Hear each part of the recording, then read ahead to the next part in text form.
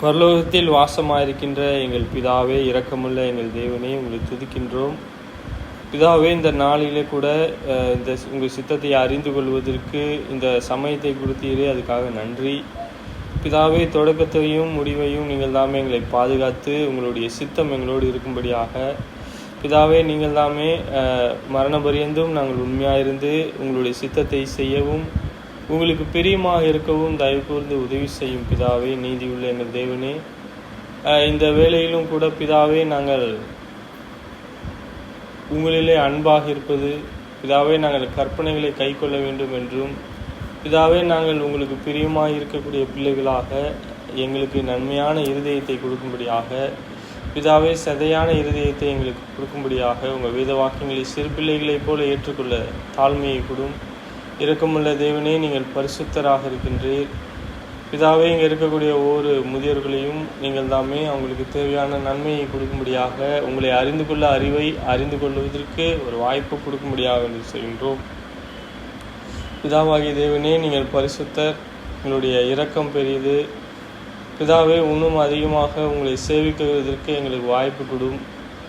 எங்கள் அம்மாவுக்காக வேண்டி செய்கின்றோம் பிதாவே. இரக்கமுள்ள தேவனே, நீங்கள் அவங்களுக்கு சுகபலனையும் ஆயுஷ்னாலையும் பணத்தேவையும் அவங்களுக்கு பிதாவே நீங்கள் தாம் சுகபலனையும் ஒவ்வொரு சூழ்நிலையிலும் பிதாவே உங்கள் வேத வாக்கியங்களை பொருத்தி பார்க்கிறதற்கேற்ற ஞானத்தையும் பிதாவே அன்புள்ளவர்களாக அன்பிலே வளரக்கூடியவர்களாக இருக்க உதவி செய்யும்.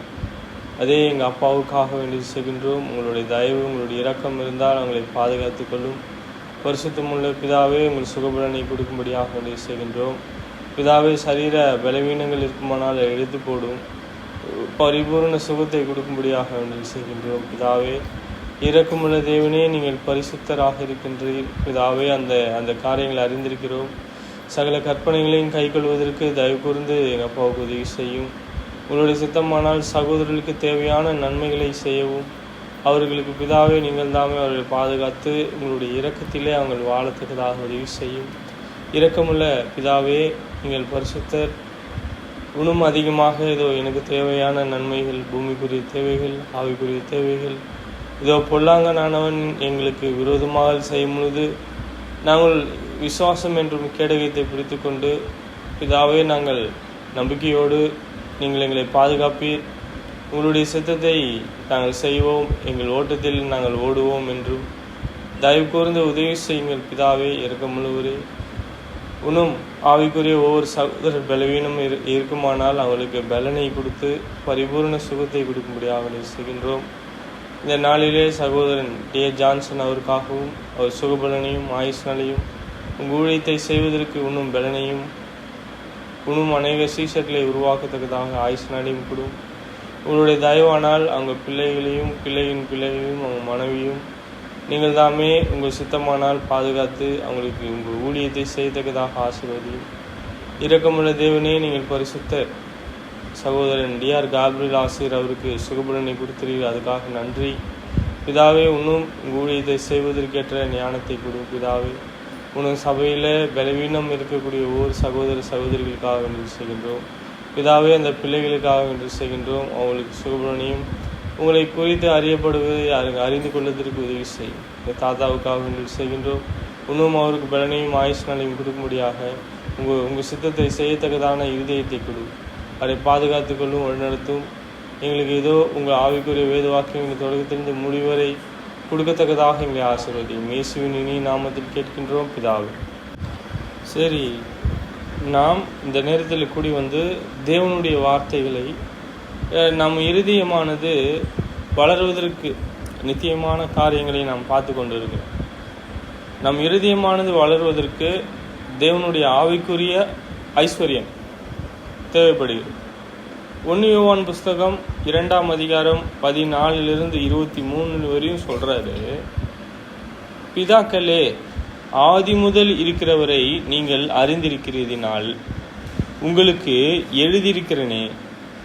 வாலிபரே, நீங்கள் பலவான்களாய் இருக்கிறதினாலும் தேவ வசனம் உங்களில் நிறைந்திருக்கிறதினாலும் நீங்கள்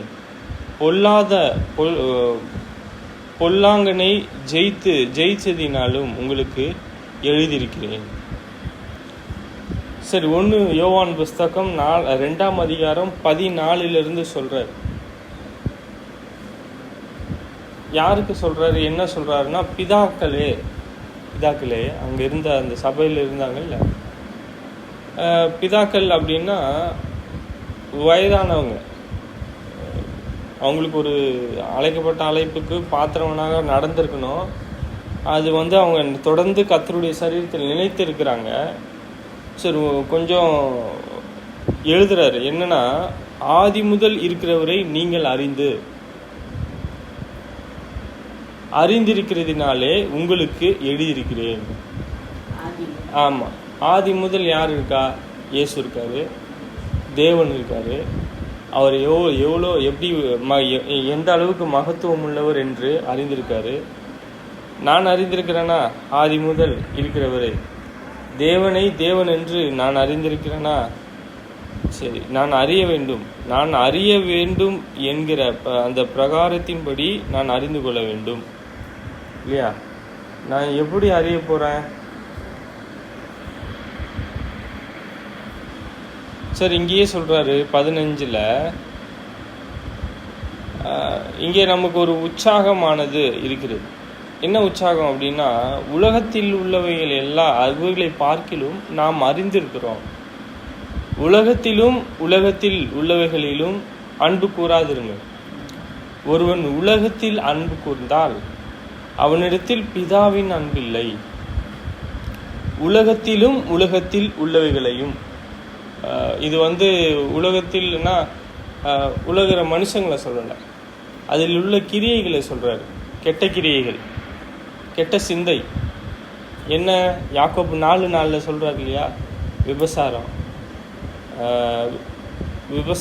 வேசித்தனம், உலகத்தின் ஸ்நேகம், உலகத்தில் நம்ம அன்பு கூறுறது, தேவனுக்கு விரோதமான பகை என்று அறிவீர்களே.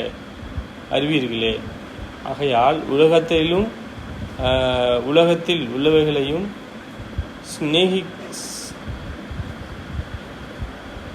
சிநேகிதனாய் இருக்க விரும்புகிறவன் தேவனுக்கு பகைஞனாய் இருக்கிறான். விபசாரிகளே, உலக சிநேகம் தேவனுக்கு விரோதமான பகை என்று அறிவீர்களே. இவங்க மன விருப்பமா போறாங்கல்ல, அவங்களை குறித்து சொல்லுது. இங்க எப்படிப்பட்ட மனுஷங்க தேவனுடைய வார்த்தைகளை அறிந்து கொள்ள மாட்டாங்க? ஏன்னா அவங்க பரிசுத்த தேடுறதில்லை. நேற்று தான் அவன் பார்த்தோம், நம்ம இருதயத்தில் பரிசுத்தம் இருக்கணும். இங்கே சொல்றாரு 1 தீமோத்தி 6:10 சொல்றாரு, பண ஆசைன்னா நம்ம பார்த்தோம்ல, பண ஆசை எல்லா தீமைக்கும் வேறாக இருக்கிறது. சிலர் அதை இச்சித்து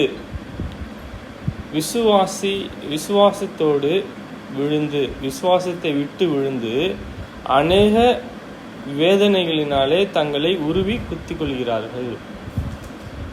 1 தீமோத்தி 6:10 நாம் பார்க்குறோம், பண ஆசை. ஆமாம், அதில் ஆசைனாலே என்னன்னா இச்சை அப்படி பொருள். பண ஆசைக்காக என்ன செய்வாங்கன்னா, தன்னுடைய விசுவாசத்தை இழந்து போயிடுவாங்க. சரி, இது நம்ம அதிகமாக ஏன் வலியுறுத்துகிறோம் அப்படின்னா, நாம் இந்த உலகத்துக்குரியவர்கள் அல்ல, நாம் நித்தியமான உலகத்திற்கு உரியவர்கள். இது அனித்தியமான உலகத்திற்கு உரியவர்கள் அல்ல. எல்லாரும் நம்ம என்னவா இருக்கிறோம்? நம்ம அநேக முறை நாம் பார்த்துருக்கோம். நம்ம தேவனானவர் ஆவிக்குரியவர்களே நம்மளை அவருடைய அன்பில், அவருடைய இரக்கத்தில், அவருடைய பரிசுத்தத்தில் நம்மளை என்ன செஞ்சிருக்காரு? ஆவிக்குரியவர்கள ஐஸ்வர்யத்தில் நம்மளை நிரப்பத்தக்கதாக ஃபில் பண்ணணும், நிரப்பணும். அதுதான் அவருடைய நோக்கம் இல்லையா? அதுதான் சபையை வச்சிருக்காரு. சிலர் உலகத்துக்குரியவர்களாக இருந்து என்ன செய்வாங்கன்னா, தேவனுடைய நோக்கத்தை நிறைவேற்ற முடியாமல் போய்விடுவாங்க. எது அவருடைய நோக்கத்தை செய்கிறது நாம் இப்போ பார்க்க போகிறோம். நான் என் வாயில் மட்டும் சொல்கிறதா, என் நடக்கையில் அதை நான் காண்பிக்கிறேன். 1 யோவான் 4:5 அவர்கள் உலகத்துக்குரியவர்கள், ஆகையால் உலகத்துக்குரியவைகளை பேசுகிறார்கள். அவங்க உலகத்துக்கு ஏற்றவங்க, அதனால உலகத்துக்குரியவைகளை அவங்க என்ன செய்கிறாங்க, பேசுகிறாங்க. நம்ம என்ன எப்படிப்பட்டவர்களாக இருக்கிறோம்? யோவான் சொல்கிறார் இல்லையா, 2:15 சொல்கிறாரு, உலகத்திலும் உலகத்திலுள்ளிலும் அன்பு கூறாதிருங்கள். ஒருவன் உலகத்திலும் அன்பு கூர்ந்தால் அவனிடத்தில் பிதாவின் அன்பில்லை. யார் பிதாவின் மேல அன்பா இருக்கிறது? அவர் கற்பனையை நேசிக்கிறவங்க, இயேசுவினுடைய இருதயத்தில் வளரணும்னு நினைக்கிறவங்க. சொல்றாரு, நான் ஏன் தேவனை அன்பு கூறணும்? ஏனெனில் மாம்சத்தின் இச்சையும் கண்களின் இச்சையும் ஜீவனியத்தின் பெருமையும் ஆகிய உலகத்தில் உள்ளவைகள் எல்லாம் பிதாவினால் உண்டானது அல்ல, அவைகள் உலகத்தினால் உண்டானது. சரி, உலகமும் அதன் இச்சையும் ஒழிந்து போகும், தேவனுடைய சித்தத்தின்படி செய்கிறவனே என்றென்றைக்கும் நிலைத்திருப்பான். ஏன்? என் தேவனாலே, நாம் அறிந்து கொண்ட தேவனாலே உண்டாக்கப்பட்ட காரியங்கள் நித்தியமானது. அது இயேசுவனுடைய இருதயம், அவருடைய அடிச்சூடு, அதை தவிர வேற கிடையாது. உலகத்தில் உள்ளவைகளை என்ன செய்யறோமா, நம்மளுடைய மாம்சத்தை இச்சிக்கும். நம்ம மாம்சமானது இச்சிக்கும், அது ஆசைப்படும், உலகத்தில் இருக்குது. அதனால நம்ம சாப்பிட்றோம், ஏதோ ஒரு விஷயம் சாப்பிடணும்னு ஆசைப்படுறோம். அது இச்சையா? இல்லையே, அது இச்சை கிடையாது. அது விருப்பம். அதுவே நான் 10 பேர் சாப்பிட வேண்டியதை நான் ஒரு ஆள் மட்டும் சாப்பிட்டேன்னா அது இச்சை. எனக்கு அந்த நேரத்தில் 3 வேளை சாப்பாடு, 3 வேளை அந்த உணவுக்கு ஏதோ நான் விருப்பப்படக்கூடிய காரியங்கள் நான் சாப்பிடும்போது அது இச்சை கிடையாது, அது விருப்பம். அது தேவன் பாவமாக பார்க்கல. நான் 3 பேர் சாப்பாடு சாப்பிட்றத வச்சு, கறி ஃபுல்லாத்தையும் வச்சு சாப்பிட்டேன்னா, நான் மூக்கில் வர்ற அளவுக்கு நான் சாப்பிட்டேன்னா அது பாவம்ன்ற, அது பாவம். நான் இந்த மாம்சத்தை என்ன செய்கிறேன்? நான் இந்த மாம்சத்தை தன்னுடைய இஷ்டத்தின்படி, அந்த மோஷன் வருது இல்லையா, அந்த விருப்பம் வருது இல்லையா, அந்த இச்சை வருது இல்லை, அது கேட்டுற போல என்ன திருப்பிக்கிறேன். தேவன் அப்படி சொல்றாரு, உலகத்திலும் உலகத்தில் உள்ளவைகளையும் அன்பு கூறாதிருங்கள். இந்த மாம்ச இச்சை, மாம்சத்தில் வரக்கூடிய இச்சை, ஆசைகள், இதெல்லாம் நான் கட்டுப்படுத்திக்கணும் அப்படின்னு நான் சொல்லலை. சில நேரத்தில் வரக்கூடிய காரியங்களை தேவனானவர், ஒரு வாலிபனுக்கு தேவன் ஏன் கல்யாணம் பண்ணுறார் இல்லையா, கல்யாணத்தை ஏன் நியமிக்கிறார்? அப்போ அவங்க என்ன செய்வாங்க? அன்பு கூறுவாங்கல்ல, அந்த ஆசையை என்ன கட்டுப்படுத்திக்கலாமா? சில நேரத்தில் தேவன் சொல்கிறாரு, பிள்ளைங்க இருக்குது, பிள்ளைங்களுக்கு தேவையான நன்மைகளை, அந்த பிள்ளைங்க மேலே ஆசை இருந்தால் தான், அந்த அன்பு இருந்தால் தான் அந்த பிள்ளைகளுக்கு நன்மை செய்யணும் இல்லையா? அந்த ஆசையை கட்டுப்படுத்த சொல்கிறாரா? என்ன, அவர்களை பார்க்கிலும் நாம் யாருக்கு முக்கியத்துவம் கொடுக்கணும்? தேவன். முதலாவது தேவனுடைய நீதியும் அவருடைய ராஜ்யத்தையும் நாம் தேடணும், அதிகமாக தேடணும். இது கொஞ்சமாக இல்லை, அதிகமாக தேடணும். முன்பே தேவன் தான் இருக்கு. இயேசுனுடைய அடிச்சுடுதை நாம் காண்கிறோம். உலகமும் அதன் இச்சையும் ஒழிந்து போகும், தேவனுடைய இச்சையின்படி உலகமும் அதன் இச்சையும் ஒழிந்து போகும், தேவனுடைய சித்தத்தின்படி செய்கிறவனோ என்றென்றைக்கும் நிலைத்திருப்பான். இங்கே ஒரு மனுஷனுக்கு ஒரு 60 + 65 70 + 80 90 100 பலம் இருக்குமானால் நம்ம ஜெபிக்கலாம். 90 100 110 பலத்தின் மிகுதி இருக்கணும் இல்லையா? சரி, உலகமும் அதன் இச்சையும் ஒழிந்து போகும், தேவனுடைய சித்தம். அப்போ அவன் நிலைத்திருக்கிறானா?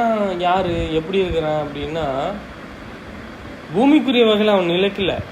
அவனுக்கு ஒரு நாள் மரணம் இருக்கு, அங்கே அவன் நிலைத்திருக்கிறான். அவங்க ஒரு உலகம் இருக்கு, நித்தியமான ஒரு ராஜ்யம் அவருக்கு கொடுக்கப்பட்டிருக்கு.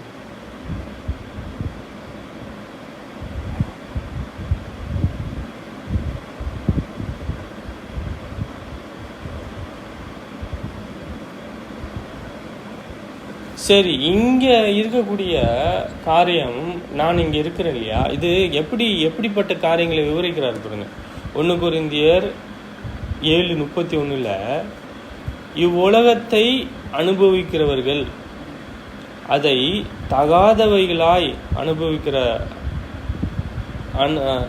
அனுபவிக்கிறவர்களா போலவும் இருக்க வேண்டும். இவ்வுலகத்தின் வேஷம் கடந்து போகிறதே. இவ்வுலகத்தை அனுபவிக்கிறவர்கள், என் இஷ்டத்தின்படி தேவனுடைய சித்தமே செய்யலை, நான் அதை என்ன செய்யறேன்னா தகாதவைகளை அனுபவிக்கிறேன். அவங்க அனுபவிக்கிறாங்க அப்படின்னா அவங்க விருப்பம் அப்படின்லாம் எதுவுமே கிடையாது. அவங்களுடையவங்களே கிடையாது ஃபஸ்ட்டு இல்லையா. அவர் கிரியத்துக்கு கொண்ட ஆண்டவருக்கு சொந்தம் இல்லையா. என் தேவனானவர் என்னை ரட்சித்திருக்கார். நான் இயேசுவை கர்த்தர் என்று என் நாவுகள் அறிக்கையிட்டது, அவர் சிருஷ்டிகர் என்று நாவுகள் அறிக்கைவிட்டது, நான் அவருக்காக தான் வாழப்போகிறேன்னு அறிக்கையிட்டது. அங்கே என்ன வேணும்னா இவ்வுலகத்தை அங்கே மாம்சத்திற்காக வாழுகிறாங்க அப்படின்னா இவ்வுலகத்தை அனுபவிக்கிறவர்கள் அதை தகாதவைகளாக அனுபவிக்கிறாங்க. சரி, அவங்க எவ்வளோ காலம் அனுபவிப்பாங்க? இவ்வளோ காலத்தின் வேஷம் கடந்து போகிறது. தகாதவைகளை சொல்கிறேன், நான் தவறான காரியங்களை சொல்கிறேன். ஏதோ ஒரு நன்மையான ஒரு பொக்கிஷம் இருக்குது, நன்மையான ஒரு காரியம் இருக்குது, தேவனிடத்தில் வந்திருக்கு அப்படின்னா அதை நாம் தேவனுக்காக மாத்திரம் நாம் பயன்படுத்துகிறோன்னா அது எவ்வளோ விலையேறப்பட்டது. தேவன் அதற்கு பலன் கொடுப்பார். இங்கே சொல்கிறாரு, அவங்க எப்படி கடந்து போவாங்க? இவ்வுலகத்தின் வேஷம், மாயக்காரர் வேஷம்னா இப்படி மூடிட்டு இங்கே ஒரு மாதிரி இருப்பாங்க, அப்புறம் வேற மாதிரி இருப்பாங்க. ஆஃப் ஸ்க்ரீனில் வேற, ஆன் ஸ்க்ரீனில் வேற, அந்த மாதிரி. மார்க் 3:35 நாம் பார்க்கிறோம் இல்லையா, தேவனுடைய சித்தத்தின்படி செய்கிறவனே எவனோ அவனை எனக்கு சகோதரனும் எனக்கு சகோதரியும் எனக்கு தாயுமா இருக்கிறான் என்றார். யாரு? தேவனுடைய சித்தத்தின்படி செய்கிறவன்.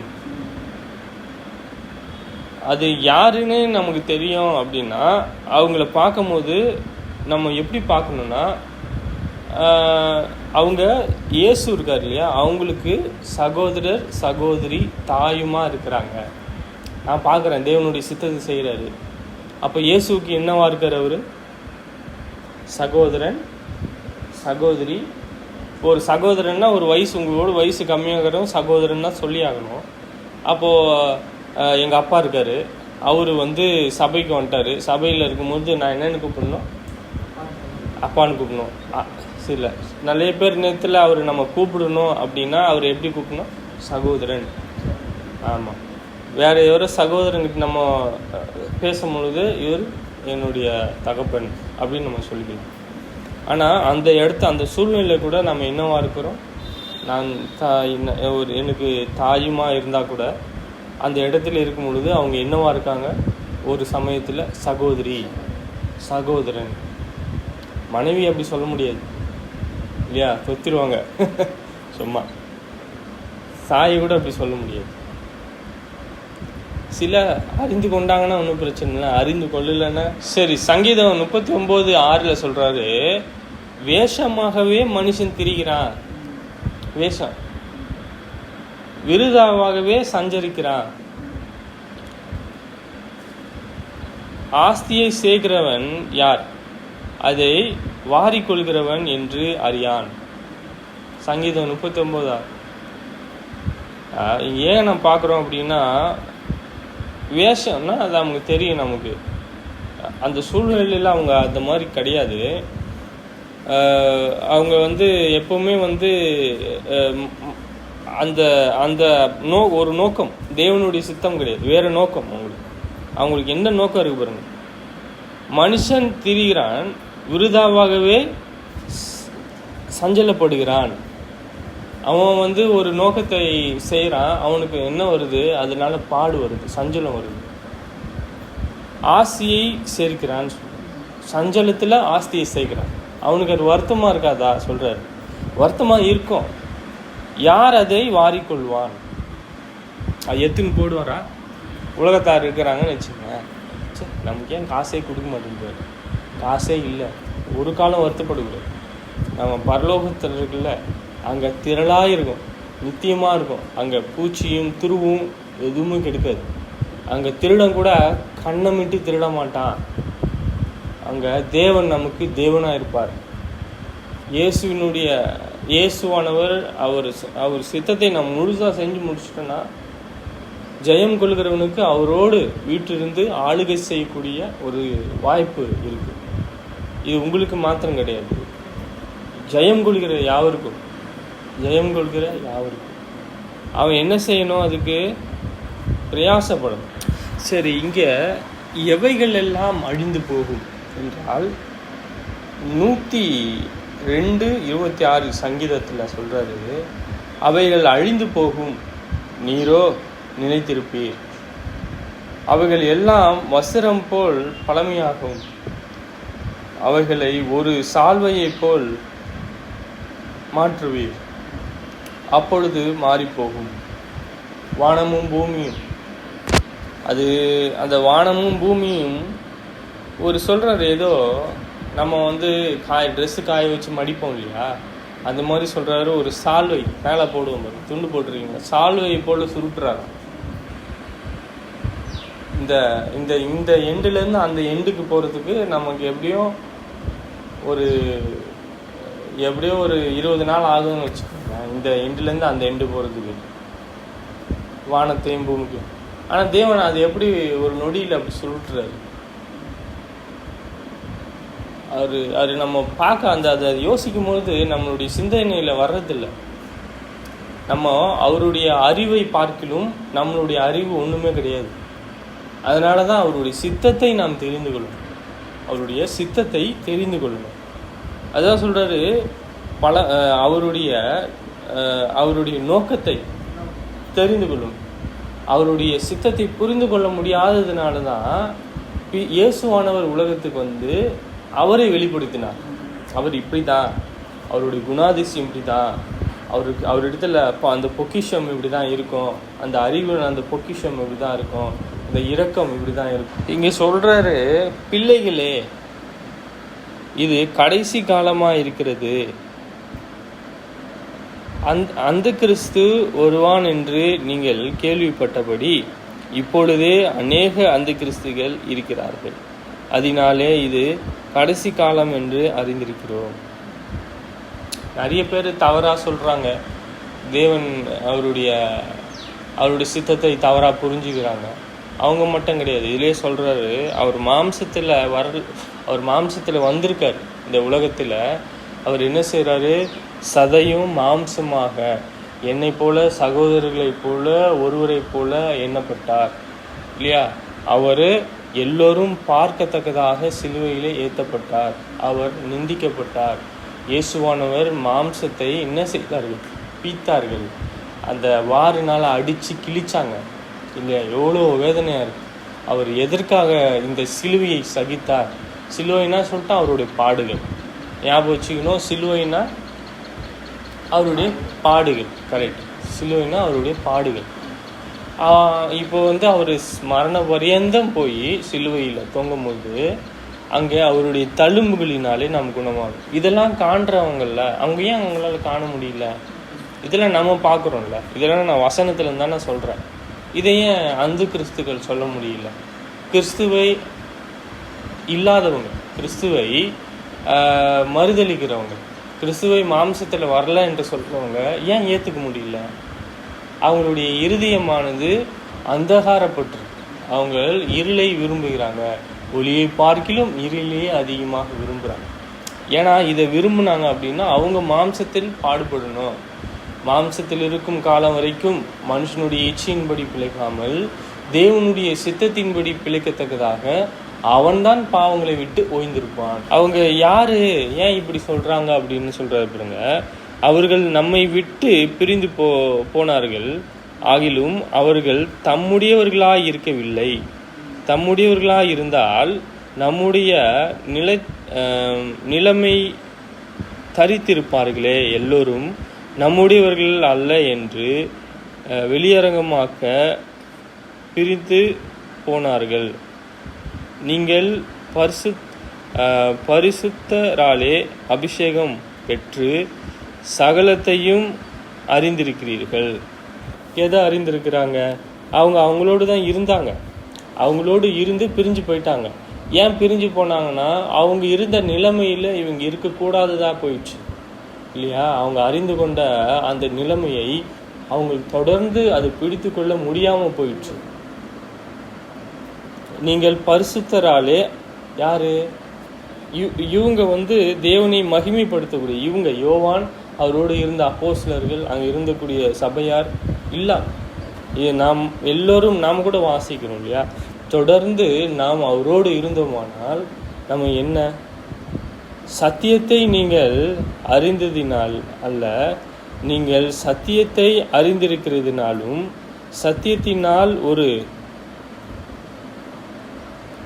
பொய் உண்டாயிராது என்பதை நீங்கள் அறிந்திருக்கிறதினாலும் உங்களுக்கு எழுதியிருக்கிறேன்.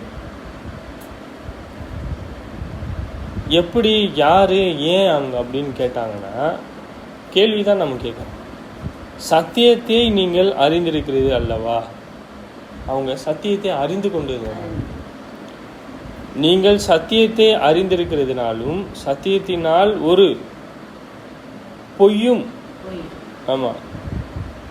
பொய்யும் உண்டாயிராது என்பதை, சத்தியத்தினால என்ன வராதான்? பொய்யான வாக்குத்தத்தம் வராது. என்னால் முடியாது, என்னால் இதை செய்ய முடியாது அப்படின்னா அந்த பொய்யான வாக்குத்தத்தம் கொடுக்கக்கூடாது. ஆனால் அவங்க பொய்யான வாக்குத்தத்தம் கொடுத்ததுனால அவங்க என்ன? சத்தியத்தை ஒருபோதும் அவங்க அறியவில்லை. அவங்க ஒரு பொய் உண்ட இராது என்பதை நீங்கள் அறிந்திருக்கிறோம், உங்களுக்கு எழுதியிருக்கிறேன்.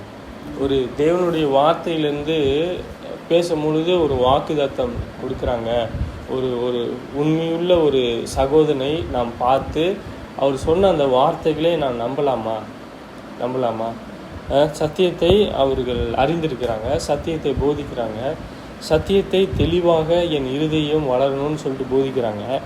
அப்போது அங்கே என்ன வராது? சத்தியத்தில் காமிச்சா அங்கே பொய் இராது, பொய் இராதுன்ற. யார் எல்லாம் உலகத்தை ஜெயிக்கிறார்கள் தெரியுமா?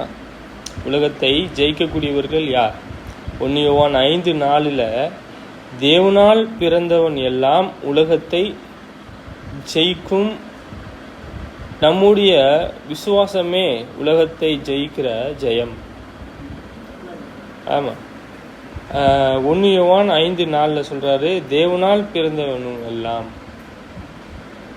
இப்போ சத்தியத்தின்படி நாம் ஜெனிப்பிக்கப்பட்டிருக்கோம், சத்தியத்தை விசுவாசிக்கிறோம், சத்தியத்தால் நாம் இது பண்ணுறோம், நம்ம விசுவாசிக்கிறோம், தேவனால் பிறந்திருக்கிறோம்.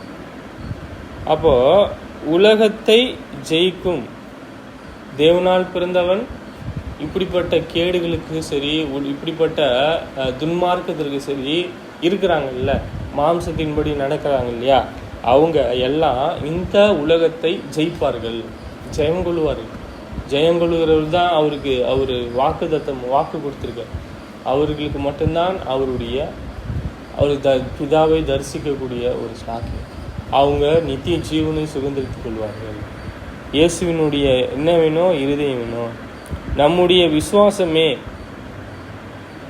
என்ன ஜெயிக்கும்? எது ஜெயிக்கும்? தேவனால் பிறந்திருக்கிறான் சொல்றாரு, நம்முடைய விசுவாசமே உலகத்தை ஜெயிக்கிற ஜெயம். இயேசுவானவர் தேவனுடைய குமாரன் என்று விசுவாசிக்கிறவன் என்று உலகத்தை ஜெயிக்கிறவன் யார்? யாரை நம்ம விசுவாசிக்கிறோம்? நம்ம 3 பார்த்தோங்க. இயேசுவானவர் தேவனுடைய குமாரன் என்று. இயேசு வந்தார் இல்லையா உலகத்துக்கு, மாம்சத்தில் வந்தார் இல்லையா, இயேசு தான் தேவனுடைய குமாரன்.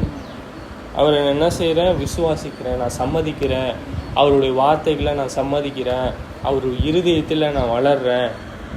அவன் தான் சொல்கிறாரு உலகத்தை ஜெயிக்கிறான். அவனை விட வேறு யார் இருக்கிறான்? வேறு யாரும் கிடையாது. அவன்தான் ஜெயிப்பான். 1 யோவான் 5 இல்லை, 1 யோவான் 3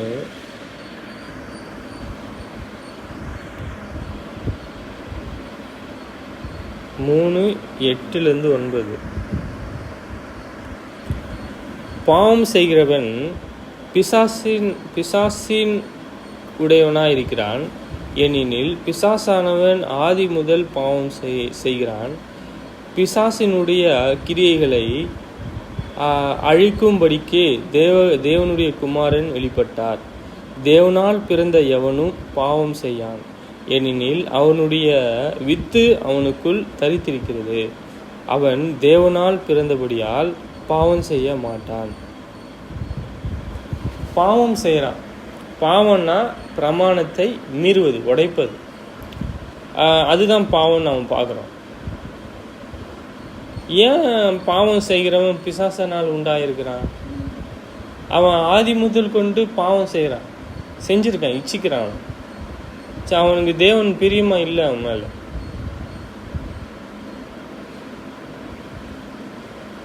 இப்போ அவங்க என்ன புரிஞ்சு கொள்ளணும் தெரியுமா? அவங்க என்ன புரிஞ்சு கொள்ளணும்னா, பிசாசினுடைய செய்கைகள் இருக்குல்ல, பிசாசினுடைய கிரியைகள் இருக்குல்ல, அந்த கிரியைகள் எல்லாம் அழிந்து போகும். அது உலகத்தில் உண்டு. தேவனுடைய குமாரன் எதற்காக வெளிப்பட்டார்? தேவனால் பிறந்த எவனும் பாவம் செய்யான். சரி, பிசாசினுடைய கிரியைகள் அழிந்து போகும் பொருட்டு தேவகுமாரன் இந்த உலகத்துக்கு வந்தார். அதை 8 சொல்றேன். சரி, இங்க தேவனால் பிறந்தவன் யாரு? தேவனுடைய வசனத்தை ஏற்றுக்கொண்டவன். இங்கெல்லாம் பார்த்தோம் அவங்க யாருன்னு. சரி, அவருடைய வார்த்தையை அறிந்து கொண்டு விசுவாசித்து அவன் அந்த காரியங்களை பிசாசோடு எதிர்த்து நிற்கக்கூடிய திராணி அவருக்கு இருக்கு. அவர் எப்படி கிடைச்சது தெரியுமா? அது அவருடைய வித்து அவருக்குள் தரித்திருக்கிறது. வித்துனா இது சீட், விதை மாதிரி. அது எங்கே இருக்கு? ஏன் இருதயத்தில் இருக்கு. இங்கே அவனுக்குள்ளே தரித்திருக்கிறது. அவன் தேவனால் பிறந்தபடியால் பாவம் செய்யான். சரி, தேவனுடைய வசனம்தான். சரி, இப்போ அவன் ஜெயிக்க முடியுமா? பொல்லாங்கனை எதிர்த்து நிற்க முடியுமா? தேவனால் பிறந்த எவனும் பாவம் செய்யான் என்று அறிந்திருக்கிறோம். தேவனால் பிறந்தவன் தன்னை காக்கிறவன் பொல்லாங்கனை அவனை தொடான். ஏன்? அங்க ஜீவனுள்ள வசனம் அவனுக்குள் நிலைத்திருக்கு. ஜீவனுள்ள வசனம் அவன் இருதயத்தில் இருக்கு. அதனால அவன் என்ன செய்யறான்னா, அவன் ஏதோ ஒரு ஆசை இச்சையை போடும்போது நான் என்ன செய்கிறேன், அந்த கேடகத்தை கொண்டு அந்த அக்னி அஸ்தகங்கள் சொல்றாரு, அந்த இச்சையெல்லாம் போடுறான் இல்லையா, அக்னி அஸ்தகங்கள் என்று சொல்றான். அதை நான் இப்படி பிடிச்சிக்கிறேன். அவன் இன்னும் எரியாதபடியே நான் பிடிச்சிக்கிறேன். அவன் அதனால தான் எதிர்த்து நிற்கிறான். அவன் பாவம் செய்யறது. அதனால யோவான் 1:13 அவர்கள் இரத்தத்தினாலாவது மாம்ச சித்தத்தினாலாவது புருஷனுடைய சித்தத்தினாலாவது பிறவாமல் தேவனாலே பிறந்தவர்கள். அவங்க எப்படி பிறந்திருக்காங்க? மாம்சத்தின்படி பிறக்கல. அவங்க தேவனால், புருஷனுடைய சித்தம் கூட கிடையாது. அவங்க மாம்சத்தினாலும் பிறக்கல. அவங்க தேவனுடைய வசனத்தினால பிறந்தவர்கள். தேவனால் பிறந்தவர்கள்ன்ற. அப்போ தேவனுக்கும் நமக்கும் எது இங்கே பிரிவினை உண்டாக்குறது? அதை பிசாசனுடைய கிரியைகளை அழித்து போடுவதற்கு தேவகுமாரன் வெளிப்பட்டார். 1 பேதுரு 1:23 சொல்றாரு, அழிவுள்ள வித்தினாலே அல்ல, என்றென்றைக்கும் நிலைத்திருக்கிறதும் ஜீவனுள் நிலைத்திருக்கிறது. நிலைக்கிறதுனா எப்பவுமே அதுக்கு அழிவே கிடையாது. ஜீவனுள்ளதும் தேவவசனமாகிய அழிவில்லாத வித்தினாலே மறுபடியும் ஜெனிப்பிக்கப்பட்ட. சரி, 1 யோவான் 2:29 சொல்றாரு, அவர் நீதி உள்ளவராய் இருக்கிறார் என்று உங்களுக்கு தெரிந்திருப்பதினால் நீதியை செய்கிறவன் என்றும் அவரில் பிறந்தவன் என்று அறிந்திருக்கிறார்கள். அவர் நீதியா இருக்கிறார் என்று உங்களுக்கு சொல்றார். நீதியை செய்கிறான் இல்லையா, அவனில் யாரால் பிறந்திருக்கிறான்? நீதியை செய்கிறான்ல, அவனும் தேவனால் பிறந்திருக்கிறான், அவரால் பிறந்திருக்கிறான். இங்க ஒரு உதாரணம் கொடுக்கிறாரு இயேசுவானவர். மத்தேயு 7:18. நல்ல மரம், ஆமா, கெட்ட கனிகளை கொடுக்க மாட்டாது. மரம் அப்படின்னா இருதயத்தை சொல்றாரு. அந்த மரம் ஒரு மரம்னு சொல்றாரு. அந்த மனுஷன் சொல்றாரு நல்ல மரம். அந்த மரம் எப்படி இருக்குன்னா கெட்ட கனி, கெட்டதா இருக்கிறது கொடுக்காதான். அத்தி மரம் திராட்சை கனியை கொடுக்காது, திராட்சை மரம் அத்தி கனியை கொடுக்காது இல்லையா? சரி, அத்தி மரம் வேப்பங்கொட்டையை கொடுக்காது இல்லையா? அத்தி மரம் உங்களுக்கு தெரியுமா, அந்த விவசாயம் செய்யும்போது ஆமணக்கு செடின்னு ஒன்று வைப்பாங்க. அது மோஸ்ட் விஷமாக தான் இருக்கும் சில இடத்துல. இன்னொன்று நிறைய சொல்கிறாங்க, அதெல்லாம் வைப்பாங்க. ஏன்னா பூச்சிலாம் வராது இருக்கும்போது, அது விஷம் ஓரளவுக்கு. இங்கே அந்த மரம் ஆமணக்கு செடி திராட்சை கனியை கொடுக்குமா? திராட்சையை சாப்பிட்றோம், நல்லா இனிப்பாக இருக்குது, கொடுக்காது. நல்ல மரம் கெட்ட கனியை கொடுக்காது, கெட்ட மரம் நல்ல கனி கொடுக்காது.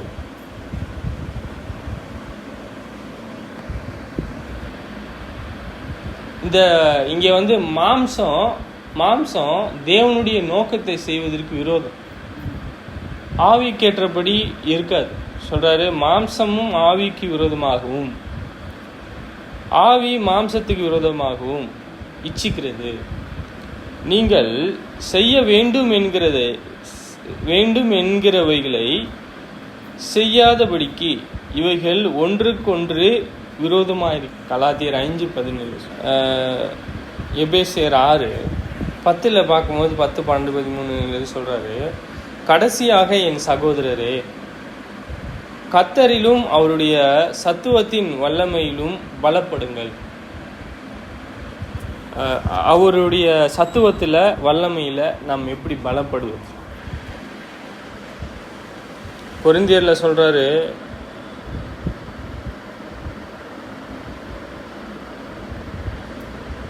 நாம் அவருடைய சர்வாயுத வர்க்கம் தேவைப்படுது. கொரிந்தியர்ல சொல்லும் பொழுது அது மனம் திரும்புதலா இருக்கு, மனம் ஒன்றிலிருந்து திரும்பணும். இங்கே சொல்றாரு பாருங்க, கர்த்தரிலும் அவருடைய சத்துவத்தின் வல்லமையிலும் பலன் இருக்கும். எப்படி பலன் இருக்கும்? ஒரு பச்சை குழந்தைக்கு பலன் இருக்குமா? ஒரு புதுசாக பிறந்த குழந்தைக்கு பலன் இருக்குமா? கொஞ்சம் தான் இருக்கும், அது வாழ்கிற அளவுக்கு தான் இருக்கும். மற்றவங்களை காக்கும்படி இருக்குமா? அந்த அளவுக்கு வளரணும் இல்லை? சரி. ஆனால் ஆவிக்குரியவர்களில் வேறொன்றி இருக்கிறவர்களுக்கு, பவுலை போல உண்மையுள்ள சகோதரர்களுக்கு சகோதரிகளுக்கு இருக்காங்க, அவங்களுக்கு இருக்குமா? சரி, பிறந்தவர்கள் கூட என்ன செய்யணும்? சத்துவத்தை, அவருடைய சத்துவத்தின் வல்லமையில் பலப்படணும்.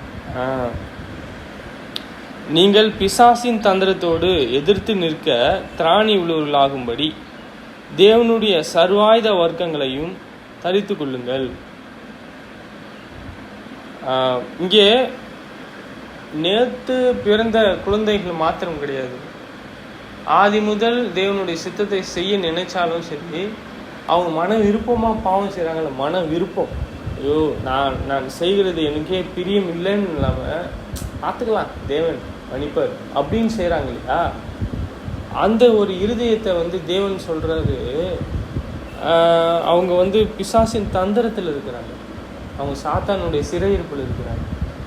அதுதான் சொல்கிற எபிரேயரில், அவங்களுக்கு மனப்பூர்வமாக பாவம் செய்கிறவங்களுக்கு செலுத்தத்தக்க வேறு ஒரு பலி கிடையாது, வேறு ஒரு ஆப்ஷன் இல்லை.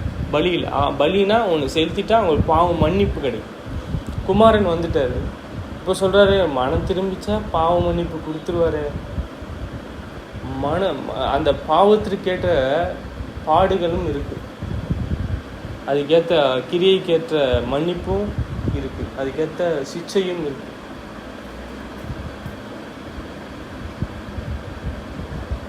சரி, பிசாசினுடைய தந்திரத்திற்கு எதிர்த்து நிற்கிறதுக்கு தேவன் அவருடைய சத்துவத்தை கொடுக்குறார்.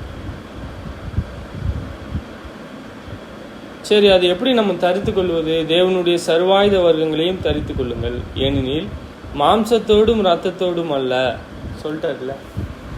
இதை நம்ம கையில் பிடிச்சிட்டு பூமிக்குரிய வகையில் நம்ம கையில் பிடிச்சிட்டு போயிட்டு சண்டை போடுறது கிடையாது, அது மாம்சத்துக்குரியது கிடையாது.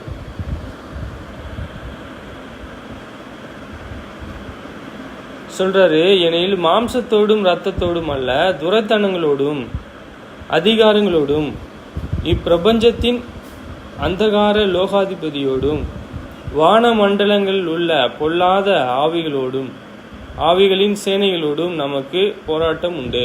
எல்லாத்துக்கும் நம்ம சோதிக்கப்படுவதற்கு அதெல்லாம் என்ன ஆகுது அப்படின்னா, நமக்கு ஒரு என்ன இருக்கு, நம்ம விசுவாசம் அதிகமாக வளர்வதற்கு தேவனானவர் ஒரு காலத்தை வைக்கிற, ஒரு நிமிடத்தை வைக்கிற. நம்ம சொல்கிறோம் பாரு, இங்கே பாருங்க, ஆகையால் தீங்கு நாளிலே அவைகளை நீங்கள் எதிர்க்கவும், அந்த நம்ம சோதிக்கப்படுவதற்கதாக ஒரு சூழ்நிலை தேவன் அங்கே கொடுக்குறாரு அப்படின் போது, அந்த தீங்கு நாளில் அவைகளை நீங்கள் எதில் தேவனை ஏற்று நிற்கல, அந்த ஆசை இச்சையில், அந்த மாம்சத்தை, அந்த இரத்தத்தோடு இல்லை, அதிகாரங்களோடும் இப்பிரபஞ்சத்தின் அந்தகார லோகாதிபதியோடும் தேவன் அது நமக்கு வரும்படி அனுமதி கொடுக்கிறார். ஆனால் நாம் ஒளிந்து போவதற்கோ உடைஞ்சு போவதற்கோ நம்ம விசுவாசம் அழிவதற்கோ அவர் காரணம் கிடையாது. நம்ம விசுவாசத்தை அவர் என்ன செய்கிறாரு, வர்த்திக்க செய்வதற்கு அந்த சோதனையை கொடுக்குறாரு. இல்லை எனக்கு சோதனையே கிடையாது, நான் அப்படிலாம் வளர மாட்டேன், எனக்கு வேணாம், சரி ஓ தேவன் கொடுத்துட்டாரு, அப்படிலாம் சொல்ல முடியாது நம்மளால. அவர் இங்க பாருங்க, தீங்கு நாளிலே என்ன சொல்றாரு,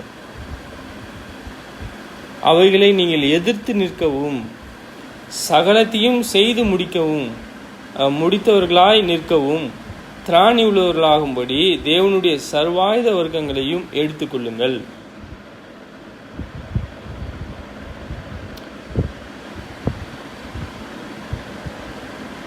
இங்கே சொல்றாரு 14 டைம் ஆயிடுச்சு.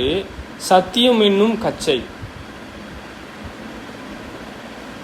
அறைகளிலே கட்டிக்கொள்ளவும், நீதி என்னும் மார்க்கவசத்தை தரித்து கொள்ளவும், சமாதானத்தின் சுவிசேஷத்துக்குரிய ஆயுதம் என்னும் பாதரட்சியை காலில் தொடுத்து கொள்ளவும்.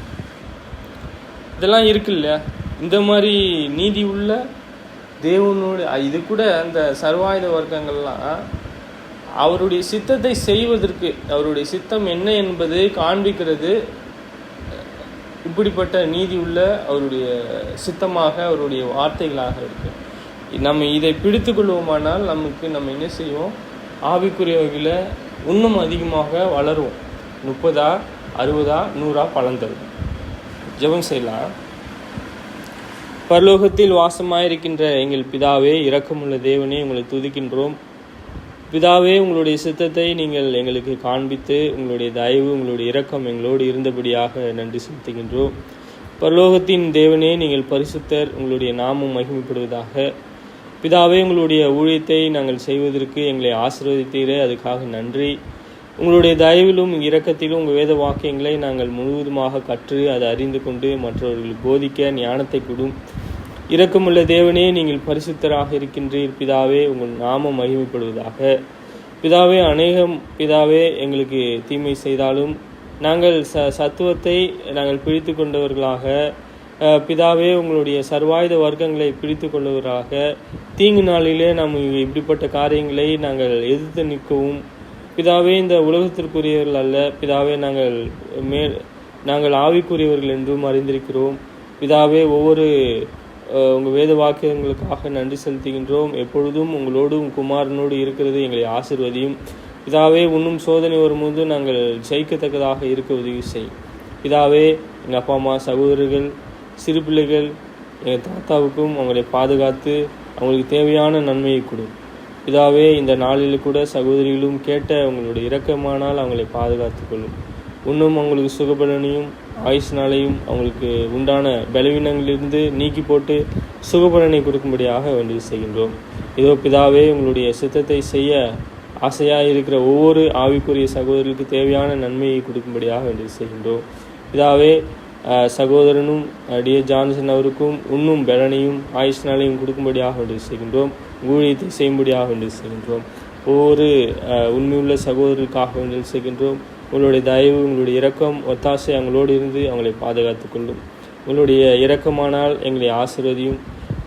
இன்னும் பிதாவே, அந்த பைபிள் ஸ்கூலிலே பிதாவே, ஒவ்வொரு சகோதர சகோதரிகளும் கற்றுக்கொள்ளக்கூடிய ஒவ்வொரு சகோதரர்களுக்கும் நீங்கள் தான் பலனை கொடுத்து பிதாவே, உங்கள் வேத வாக்கியங்களை அவங்க அறிந்து கொள்வதற்கு உதவி புரியும். இரக்கமுள்ள தேவனே, நாங்கள் பிரிந்து போனாலும் மிகப்பெரிய உங்கள் இரக்கமான எங்களோடு இருந்து இதோ எங்களுக்கு தேவையான நன்மைகளை கொடுக்கும்படியாக வேண்டி செய்கின்றோம். உங்கள் ஆவிக்குரிய வார்த்தைகளை அறிந்து கொள்ளும்படியாக வேண்டி செய்கின்றோம். பிதாவே, உங்களுடைய சித்தமானால் எங்களை ஆசீர்வதியும் வழிநடத்தும். இயேசுவின் இனிய நாமத்தில் கேட்கின்றோம் பிதாவே.